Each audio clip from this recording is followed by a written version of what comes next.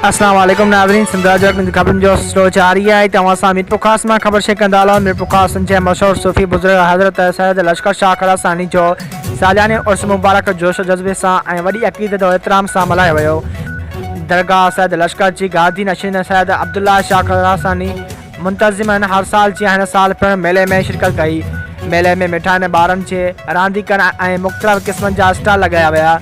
मेले में झूला पिणु लॻाया विया, जॾहिं त घोड़नि ऐं ढगनि जी मेल जो एहतमाम पिणु कयो वियो।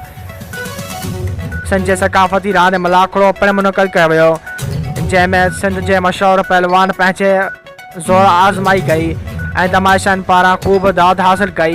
मौजूद महिमान पारां खेनि इनामनि सां नवाज़ियो वियो। मेले में राग जे महफ़िल मुनक़िद कई वई, जंहिंमें फ़नकार पंहिंजे फ़न जो मुज़ाहिरो करे। उन मौक़े ते सिंध जे वॾे वज़ीर सैयद मुराद अली शाह, सूबाई सलाहकार सैयद रियाज़ हुसैन शाह खरासानी, मेले जे ऑर्गेनाइज़र ऐं पीपल्स पार्टी जे अॻुवान रईस गुलाम कादिर खान मरी मीडिया सां ॻाल्हाईंदे चयो त सिंध सूफ़ियुनि वालियुनि ऐं बुज़ुर्गनि हस्तियुनि जी धरती आहे, जंहिंमें प्यार मोहबत ऐं अमन जा दरिया वहनि था।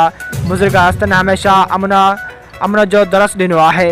इन्हनि चयो त सैयद लश्कर शाह खरासानी जो मेलो 70 सालनि खां मुनक़िद थींदो रहियो आहे ऐं जंहिंमें बुज़ुर्ग हस्तीअ सैयद लश्कर शाह जे अक़ीदतमंदनि मुरीदनि ऐं मरी क़बीले सां तालुक़ रखंदड़ माण्हुनि हमेशह वॾे अंग में शिरकत कई आहे।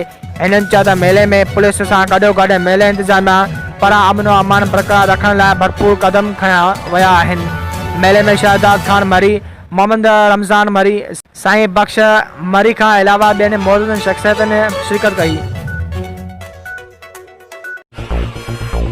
वधीक ख़बरूं ॾिसण लाइ विज़िट कंदा असांजी वेबसाइट www.sindhajraknews.com।